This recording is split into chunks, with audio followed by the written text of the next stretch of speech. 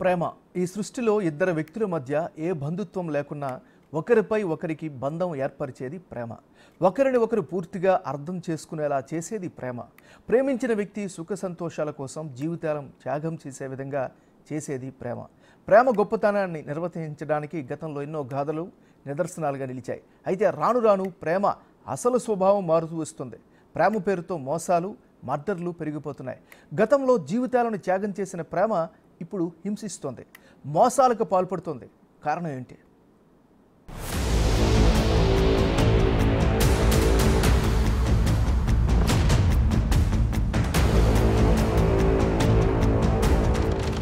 ప్రేమ పేరుతో మోసం, ప్రేమ పేరుతో కామం,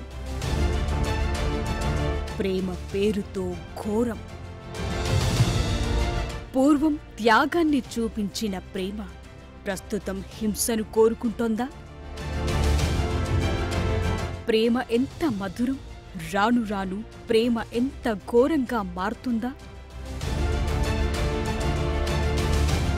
ప్రేమ పేరుతో జరిగే ఘోరాలు, మోసాలకు ఫుల్ స్టాప్ ఎక్కడా?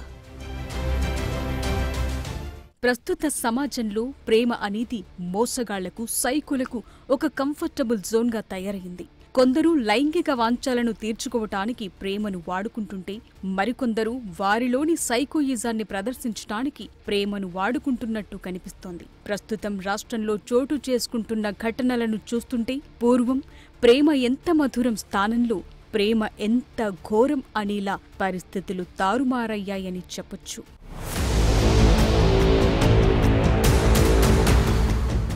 రెండు తెలుగు రాష్ట్రాల్లో ఒక్కరోజే ప్రేమ జంటలకు సంబంధించిన 3 ఘటనలు చోటు చేసుకున్నాయి. హైదరాబాద్లోని న్యూ ఎల్బీ నగర్లో 22 అఖిల అనే యువతి ఉరివేసుకుని తనువు చాలించింది.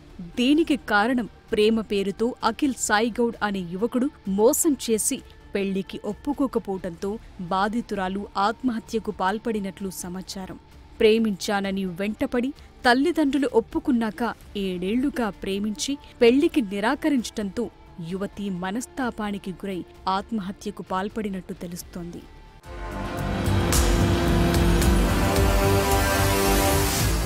ఇక వైజాగ్లో బయటపడ్డ మరో ఘటనను చూస్తే ప్రేమ ఇంత చీపా అనిపిస్తుంది.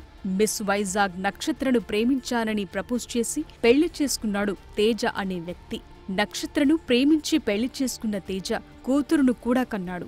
భార్య ఉండగాని మరో స్త్రీతో అక్రమ సంబంధం పెట్టుకున్నాడు. దీంతో ప్రేమించి పెళ్లి చేసుకున్న భార్య నక్షత్ర భర్తపై తిరగబడింది. మరో స్త్రీతో కలిసి ఉండగానే రెడ్ హ్యాండెడ్గా పట్టుకుని చెంప చెళ్లుమనిపించింది. తనకు న్యాయం చేయాలని ఆందోళన చేపట్టింది. తన భర్త ఒక కామవాంఛ కలవాడని, ప్రేమ అనేది బూటకమని, ఎందరో అమ్మాయిలను ప్రేమ పేరుతో ఉచ్చులోకి దించి అనుభవిస్తుంటాడని భార్య నక్షత్ర తెలిపింది.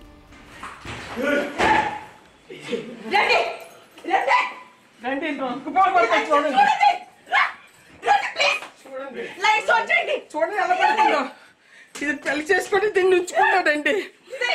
కూతురు అండి, కూతురు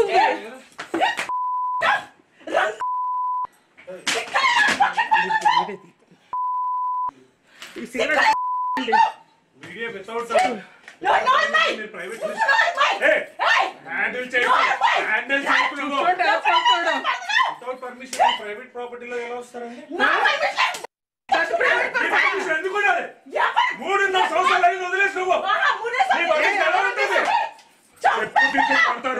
ఆడదాన్ని కొట్టే సంస్కారం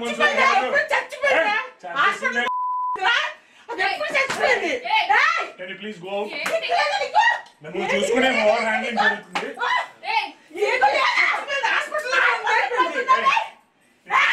బయటకు వెళ్ళి పోలీసులు తెచ్చుకుంటారు, ఏం తెచ్చుకుంటారో తెచ్చుకోండి. బయటకు వెళ్ళండి. ఏపీలోని ఏలూరులో జరిగిన మరో ఘటనను చూస్తే ప్రేమ ఎంత ఘోరమనిపిస్తుంది. 10వ తరగతి నుంచి ప్రేమ పేరుతో యువతిని వేధిస్తున్న ఏసురత్నం అనే యువకుడు యువతికి నిశ్చితార్థం జరగటంతో జీర్ణించుకోలేకపోయాడు. యువతిని మాట్లాడుకుందామని పిలిపించుకుని నడి రోడ్డుపై మటన్ కొట్టే కత్తితో దాడి చేశాడు. దీంతో స్పాట్లోనే చనిపోయింది యువతి. అనంతరం తాను కూడా ఆ కత్తితో మెడకోసుకుని ఆత్మహత్యా యత్నానికి పాల్పడ్డాడు. దీంతో ఏలూరు ప్రభుత్వాసుపత్రికి యువకుణ్ణి తరలించారు. చికిత్స పొందుతూ అపస్మారక స్థితిలోకి చేరుకోవడంతో విజయవాడలోని ఆసుపత్రికి తరలించగా అతను అక్కడ చికిత్స పొందుతున్నాడు. ప్రేమ పేరుతో జరిగిన ఈ ఘటనతో యువతి కుటుంబంలో విషాద ఛాయలు అలుముకున్నాయి.